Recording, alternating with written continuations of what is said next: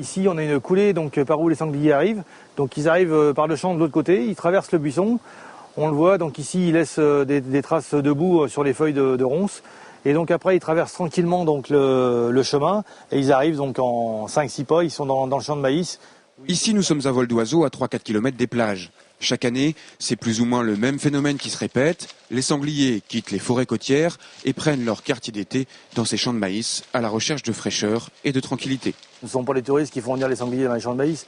Mais disons qu'ils sont moins tranquilles dans les forêts côtières et les bosquets côtiers, on va dire. Et donc ils reculent de 3-4 km donc, le long de la mer. Et ils arrivent dans ces forêts de maïs, on va dire, et ils se promènent à droite, à gauche dans le champ, et ils font ce genre de dégâts plusieurs fois répétés dans la parcelle. Il faut dire que l'endroit est attrayant, car évidemment, ils trouvent ici un garde-manger bien fourni. À cette période de l'année, le maïs est à point pour les marcassins. Il suffit de coucher les plants et le repas est servi. Là, on voit très bien où les jeunes sangliers ont mordu dans le maïs et ont égrené le maïs. Ils l'ont mâché afin de l'ingérer pour se nourrir. Problème, ils occasionnent des dégâts et cette année, ils sont particulièrement élevés. Sur cette parcelle, les sangliers sont présents depuis 3 semaines et au moins 2 hectares de pertes ont d'ores et déjà été recensés.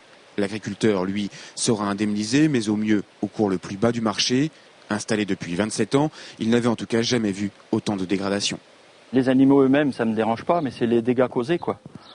C'est une perte d'argent importante, assez importante.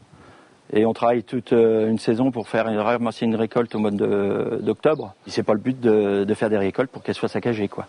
Pour mettre fin aux dégâts, le préfet a pris un arrêté qui concerne une partie de la commune de Talmont-Saint-Hilaire. La date d'ouverture de la chasse a été avancée. Une battue de prélèvement sera organisée dans les jours qui viennent.